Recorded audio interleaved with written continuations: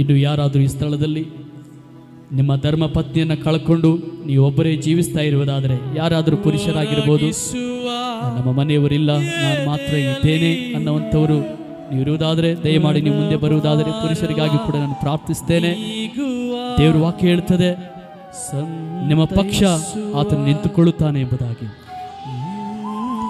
ಭಯಪಡಬೇಡ. ಅನೇಕ ಸಾರಿ ನಾವು ನೀವು ಕಣ್ಣೀರು ಸುರಿಸಬಹುದು. ಅಯ್ಯೋ, ನನ್ನ ಆಲೋಚನೆ ಹೇಗೆ, ಮುಂದಿನ ಮಾರ್ಗ ಹೇಗೆ, ನಾನು ಏನು ಮಾಡಲಿ, ಅದು ಹೇಗೆ ಮಾಡಲಿ, ಇದು ಹೇಗೆ ಮಾಡಲಿ ಎಂಬುದಾಗಿ ನೀವು ಯೋಚನೆ ಮಾಡ್ತಾ ಇರ್ಬೋದು. ಪ್ರಿಯ ಸಹೋದರಿ, ಪ್ರಿಯ ಸಹೋದರ, ಕರ್ತನು ನಿನ್ನ ಸಂಗಡ ಇದ್ದಾನೆ. ನಾನು ಅವರ ಪಕ್ಷದಲ್ಲಿ ಇದ್ದೇನೆ. ಬೈಬಲ್ ಸ್ಪಷ್ಟವಾಗಿ ಹೇಳುತ್ತದೆ, ನಿಮಗೆ ಅನ್ಯಾಯ ಮಾಡುವವರನ್ನು ನಾನು ನೋಡುತ್ತೇನೆ. ನಿಮಗೆ ನ್ಯಾಯ ತೀರಿಸಬೇಕಾಗಿದೆ, ನಿಮ್ಮ ಪಕ್ಷ ಜನರು ನಿಂತುಕೊಳ್ಳಬೇಕಾಗಿದೆ ಎಂಬುದಾಗಿ ದೇವರು ವಾಕ್ಯ ಹೇಳ್ತದೆ. ನಾನು ನಿಮ್ಮೊಂದಿಗಿದ್ದೇನೆ, ನಾನು ನಿಮ್ಮನ್ನು ಕೈ ಬಿಡುವುದಿಲ್ಲ, ನಾನು ನಿಮ್ಮನ್ನು ತೊರೆಯುವುದಿಲ್ಲ ಎಂಬುದಾಗಿ ದೇವರು ವಾಕ್ಯ ಹೇಳಿದ ಹಾಗೆ ಕರ್ತ ನಿಮ್ಮ ಸಂಗಡ ಇದ್ದಾನೆ. ಕರ್ತನ ಮುಖವನ್ನು ನೋಡ್ರಿ, ಕರ್ತನನ್ನು ದೃಷ್ಟಿಸಿರಿ. ಬರುವ ದಿನಗಳಲ್ಲಿ ದೊಡ್ಡ ಸಾಕ್ಷಿಯಾಗಿ ದೇವರು ನಮ್ಮನ್ನ ಮೇಲೆತ್ತುವನಾಗಿದ್ದಾನೆ. ಸಂತೈಸುವ ತಾಯಿಯಂತೆ ನನ್ನೇಸು. ಇನ್ನು ಮುಂದೆ ಬಂದಂಥವ್ರು ಹೇಳಿ, ದೇವರೇ ಯಾವಾಗ ನನ್ನ ಅನಾಥುಳಲ್ಲ ದೇವರೇ, ನೀನು ನನ್ನ ಜೊತೆ ಇರುವ ದೇವರು.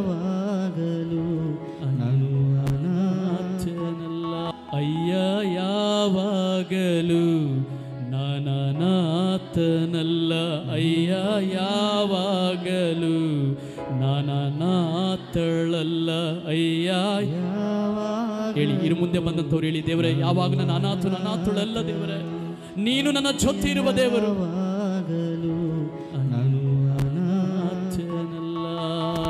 ಯೇಸಪ್ಪ, ಈ ಸಮಯದಲ್ಲಿ ಕರ್ತನೆ ಮುಂದೆ ಬಂದಿರುವಂತೆ ಎಲ್ಲ ನಿನ್ನ ಮಕ್ಕಳಿಗಾಗಿ ಪ್ರಾರ್ಥಿಸ್ತೇನಪ್ಪ. ನಿನ್ನ ವಾಕ್ಯ ಹೇಳ್ತದೆ, ನಾನು ನಿಮ್ಮನ್ನು ಕೈ ಬಿಡುವುದಿಲ್ಲ, ನಾನು ನಿಮ್ಮನ್ನು ತೊರೆಯುವುದಿಲ್ಲ, ಯುಗದ ಸಮಾಪ್ತಿವರೆಗೂ ನಾನು ನಿಮ್ಮ ಸಂಗಡ ಇರ್ತೀನಿ ಎಂಬುದಾಗಿ ಹೇಳಿದಲ್ಲ ಕರ್ತನೆ. ಹಾಗೆ ಸ್ವಾಮಿ, ಇಲ್ಲಿ ಮುಂದೆ ಬಂದಿರುವಂತೆ ನನ್ನ ಮಕ್ಕಳಿಗಾಗಿ ಪ್ರಾರ್ಥಿಸ್ತೀನಪ್ಪ. ಪ್ರತಿದಿನ ಅವರ ಕುಟುಂಬದಲ್ಲಿ ಕಣ್ಣೀರು ಸುರಿಸುವವರಾಗಿದ್ದಾರೆ, ಪ್ರತಿದಿನ ಅವರ ಕುಟುಂಬದಲ್ಲಿ ಚಿಂತಿಸುವವರಾಗಿದ್ದಾರೆ. ಪ್ರತಿದಿನ ಕರ್ತನೆ ನಡೆದ ಕಾರ್ಯಗಳನ್ನು, ನಡೆದ ವಿಷಯಗಳನ್ನು ನೆನಪು ಮಾಡಿಕೊಂಡು ನಿನ್ನ ಮಕ್ಕಳು ದೇವರೇ ಬಾಧೆ ಪಡುವವರಾಗಿದ್ದಾರಪ್ಪ. ಆದರೆ ನಿನ್ನ ವಾಕ್ಯ ಹೇಳುತ್ತದಲ್ಲೇ, ನಡೆದದ್ದೆಲ್ಲ ಮರೆತು ಬಿಡು, ಹೊಸ ಕಾರ್ಯ ನಾನು ಮಾಡುತ್ತೇನೆ. ಸ್ವಾಮಿ, ನಿನ್ನ ಮಕ್ಕಳ ಜೀವಿತವನ್ನು ನಾನು ಆಶೀರ್ವದಿಸುವ ದೇವರು, ಅವರ ಜೊತೆಯಲ್ಲಿದ್ದ ದೇವರೇ ನ್ಯಾಯವನ್ನು ಸ್ಥಾಪಿಸುವ ದೇವರು. ನಿನ್ನ ಮಕ್ಕಳ ಭವಿಷ್ಯವನ್ನು ನೀನು ರೂಪಿಸುವ ದೇವರು.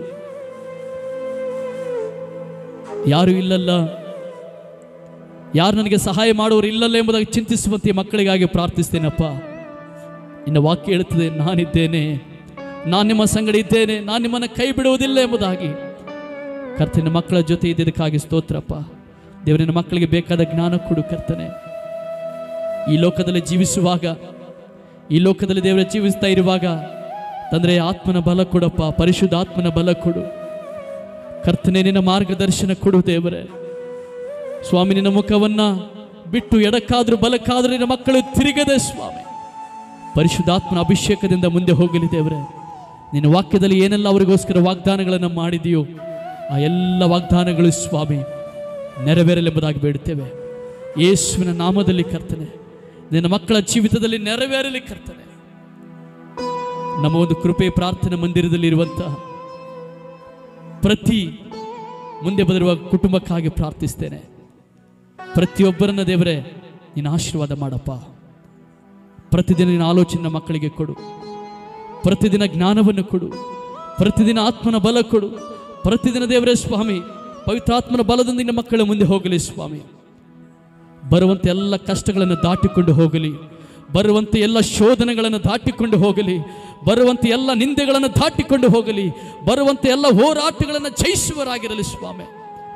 ಪರಿಶುದ್ಧಾತ್ಮನ ಬಲದಿಂದ ಎಲ್ಲ ಮಹಿಮೆ ದೇವರೇ ನಿನಗುಂಟಾಗಲಪ್ಪ, ಎಲ್ಲ ಮಹಿಮೆ ನಿನಗುಂಟಾಗಲಿ.